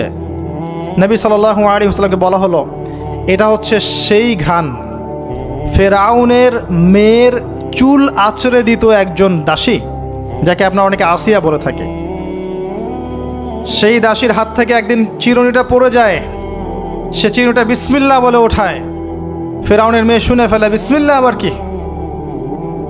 আমার বাবা ছাড়াও তোমার কোন ইলাহ আছে? সে বলে, হ্যাঁ, আমার আল্লাহ একজন ইলাহ আছে, সে আমার ইলাহ, তোমার বাবারও ইলাহ। ফেরাউন এটা শুনে ফেলে। তেল গরম, কড়াই গরম করে তেল সেখানে ফুটানো হয়, এখানে তাকে নিক্ষেপ করে হত্যা করা হয়। আসিয়া মৃত্যুর আগে সে আল্লাহর কাছে দোয়া করেছিল, আল্লাহ, আমার জন্যে তোমার জান্নাত, তোমার পাশে একটা জান্নাত, একটা ঘর নির্মাণ করো, আর ফিরআউনের এই আযাব থেকে আমাকে হেফাজত করো, বাঁচাও। আল্লাহ পাক ফিরআউনের দাসী আসিয়ার জন্য জান্নাতে ঘর নির্মাণ করেছেন, সেই ঘর থেকে ঘ্রাণ আসছে। নবী সাল্লাল্লাহু আলাইহি ওয়াসাল্লাম ফিরে আসলেন, এসে এই পুরো ঘটনা ব্যাখ্যা করলেন। কাফেররা কথা বিশ্বাস করলো না, এমনকি অনেকে তখন যারা বিশ্বাস করেছিল তারাও বলতে লাগলো যেটা আবার কি ধরনের কথা, এক রাতের মধ্যে এগুলো হতে পারে। অনেকে ঈমান হারাও হয়ে গেল। আবু বকর সিদ্দিক রাদিয়াল্লাহু আনহু এই সময় সিদ্দিক উপাধি পেয়েছেন। এছাড়া মেরাজের রাতে আরও অনেক ঘটনা ঘটেছে, যেগুলো টাইম টু টাইম নবী সাল্লাল্লাহু আলাইহি ওয়াসাল্লাম বর্ণনা করেছেন, ব্যাখ্যা করেছেন পরবর্তীতে গিয়ে। এখানে আমাদের কিছু শিক্ষা আছে, আমরা শেষ করার আগে শিক্ষাগুলো নিয়ে কথা বলছি। 1 নাম্বার, আল্লাহ পাক 3টা হাদিয়া দিয়েছেন। প্রথম হাদিয়া সালাত সংক্রান্ত। আমরা আজকে এই মেরাজুন নবীর আলোচনায় সবাই পাক্কা নিয়াত করি 5 ওয়াক্ত নামাজ জীবনে বাদ দিব না ইনশাআল্লাহ। মেরাজুন নবীর আলোচনা সার্থক হবে যদি আমরা এর শিক্ষাগুলোকে বাস্তবায়ন করতে পারি। 1 নম্বরে সালাত। নবী সাল্লাল্লাহু আলাইহি ওয়াসাল্লাম ইন্তেকাল করার আগেই বলেছেন আসসালাত আসসালাত ওয়া মা মালাকাত আইমানুকুম। 2 নম্বর সূরা বাকারার শেষের আয়াত, রাতের বেলা যে ব্যক্তি পড়ে ঘুমাবে লিল্লাহি মা ফিস সামাওয়াতি ওয়া মা ফিল আরদ, এখান থেকে ফানসুরনা আলাল কওমিল কাফিরিন পর্যন্ত সারা রাত ইবাদতের নেকি পাবে ইনশাআল্লাহ। এর মধ্য দিয়ে একটা বিষয় বোঝানো হয়েছে, সেটা হলো এই 3 আয়াত পড়তে গেলে তো আপনাকে কোরআন পড়া জানতে হবে নাকি? অতএব কোরআন পড়া শেখেন, নিয়মিত কোরআন তেলাওয়াত করেন, আল্লাহ পাক তৌফিক দান করুন। সালাত এবং কোরআন। 3 নাম্বার শিরক মুক্ত আমল, শিরক মুক্ত তাওহীদ। এই উম্মতের যে ব্যক্তি শিরকে লিপ্ত হবে না ইনশাআল্লাহ জান্নাতে যাবে। আপনি কিতাবুত তাওহীদ বইটা কিনেন, এখানে সমস্ত শিরকের লিস্ট দেয়া আছে, কোন কোন কাজ শিরক। আমরা মুসলিমরা আল্লাহ ছাড়া অন্যকে সেজদা করি। এখন আমরা মুসলিমরা আল্লাহ ছাড়া অন্য কারো নামে নজর করি, অন্য কারো নামে মানত করি, অন্য কারো জন্য কুরবানি করছি। আমরা বিশ্বাস করি যে কবরে গেলে সন্তান পাওয়া যাবে। আমরা এখন অনেকে বিশ্বাস করি হাতের বালা আংটি আমার রোগ ভালো করবে। আমরা বিশ্বাস করি। আমরা অনেকেই আল্লাহর হালালকে হারাম করেছি, হারামকে হালাল করেছি। অনেকেই বলছে আল্লাহ বলতে কিছু নাই, সব বিগ ব্যাং থেকে সৃষ্টি হয়েছে। অনেকেই বলছে যে তাকদির বলতে কিছু নাই, মানুষ যা করবে তাই। প্রচুর শিরকে আমরা লিপ্ত আছি। চিন্তায়, কথায় এবং কাজে আমাদের শিরক আছে। কিতাবুত তাওহীদ কিনুন, ব্যাখ্যা সহ পড়ুন, শিরক সম্পর্কে জানতে পারবেন। আল্লাহ পাক তৌফিক দান করুন। আল্লাহ পাক একটা হাদিসে কুদসির মধ্যে বলেছেন, হে আদম সন্তান, তুমি যদি কিয়ামতের মাঠে আমার সামনে আকাশ জমিন সমান গুনাহ নিয়ে আসো কিন্তু শিরক না করো, আমি তোমার সামনে আকাশ জমিন সমান রহমত নিয়ে আসব। মেরাজুন নবী শিক্ষা। আসুন আরো সামনের দিকে আসেন। সুদের শাস্তি দেখেছেন, সুদ খায়েন না, না খেয়ে মারা যান, সুদ খায়েন না, আল্লাহর ওয়াস্তে আল্লাহকে ভয় করেন। এটা মায়ের সাথে জেনা করার মতো অপরাধ। সমাজের কোনো মানুষ যদি এই কাজ করে, মায়ের সাথে জেনা করে, আপনি পাথর নিক্ষেপ করে হত্যা করবেন। আপনি চাইবেন ওকে পাথর নিক্ষেপ করে হত্যা করতে। সেই কাজ আমরা অবলীলায় করে যাচ্ছি। আল্লাহ পাক আমাদেরকে বোঝার তৌফিক দেখ। শাস্তি দেখেছেন এতিমের মাল ভক্ষণ, অন্যের সম্পদ অন্যায়ভাবে আত্মসাৎ করেন না। শাস্তি দেখেছেন জেনার। যুব সমাজকে রিকোয়েস্ট করবো, আল্লাহর ওয়াস্তে জেনায় যায়েন না। আগে আপনি পড়াশোনা শেষ করেন, পড়াশোনা শেষ করে একটা হালাল রিজিকের ব্যবস্থা করে বিয়ে করে ফেলেন। আর গার্ডিয়ানদেরকে বলবো বিয়েটাকে সহজ করে দেন, মোহর কম নেন, বিয়েকে সহজ করেন। বিয়ের পরে ওদেরকে পড়াশোনা করতে দেন, ইনশাল্লাহ ওদের চরিত্র হেফাজতে থাকবে। এবং আগে একটা হালাল রিজিকের ব্যবস্থা করেন ছোটোখাটো, এরপর বিয়ে করেন। এতিম মেয়েকে বিয়ে করেন, পারলে তালাকপ্রাপ্তাকে বিয়ে করেন, বিধবাকে বিয়ে করেন। কিছু করেন যেটা আপনি আল্লাহকে দেখাবেন, আল্লাহ এটা তোমার সন্তুষ্টির জন্য করেছি, আমাকে মাফ করে দাও। দিন বোঝার পরে দিনদার ক্যাটরিনা কাইফ খুঁজতে যায় না। মেয়েরা আবার দিনদার বিল গেটস খোঁজে, এইগুলোতে যায় না। দিনদারিকে প্রাধান্য দিয়ে বিয়ে করে নেন। গার্ডিয়ানদেরকে রিকোয়েস্ট করব, বিয়ের বয়স হয়ে গেলে রিজিকের সোর্স থাকলে বিয়ে দিয়ে দেন। আল্লাহ পাক সহজ করে দিন, আমিন।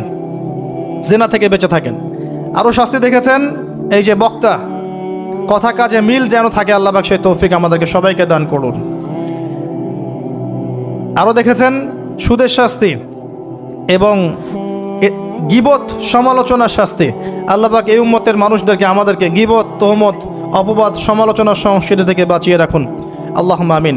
জাহান্নামে নারী দেখেছেন প্রচুর, আমরা যেন আমাদের মা বোনদেরকে পর্দায় রাখতে পারি, তাদেরকে দিন শেখাতে পারি, তারা যেন এই ফ্যামিলিস্ট রেভলিউশনে ধোকায় পড়ে ইমান আমল ইজ্জত না খোয়ায়, সেটা আমরা দেখবো ইনশাআল্লাহু আযজা ওয়া জাল। সবশেষ অহংকারীদেরকে আল্লাহ রাসূল সাল্লাল্লাহু আলাইহি ওয়াসাল্লাম জাহান্নামী বলেছেন। কারোর মধ্যে যদি যাররা পরিমাণ অহংকার আসে, সে ব্যক্তি জাহান্নামে যাবে। আল্লাহ পাক আমাদেরকে অহংকার থেকে বাঁচিয়ে রাখুন। আল্লাহুম্মা আমিন। মেরাজের নবীর এই আলোচনা থেকে আমরা যা শিখলাম, এগুলো আল্লাহ পাক আমাদেরকে বাস্তবায়ন করার তৌফিক দান করুন। এছাড়া আরও অনেক ঘটনা ঘটেছিল যেটা আমি আজকে সারা রাতে বলে হয়তো শেষ করতে পারতাম না। আপনারা সবাই রাসূলুল্লাহ সাল্লাল্লাহু আলাইহি ওয়াসাল্লামের সিরাত একটাবার পড়বেন, হাদিসগুলোকে পড়বেন, কোরআন নিয়মিত পড়বেন, 5 ওয়াক্ত সালাতে পাবন্দ হবেন এবং রমজান মাস, আসন্ন রমজান মাসকে সঠিকভাবে কাজে লাগাবেন, হালাল খাবেন, আদর্শ পরিবার গড়বেন। আল্লাহ পাক আপনাকে আমাকে সবাইকে তৌফিক দান করুন। আমিন।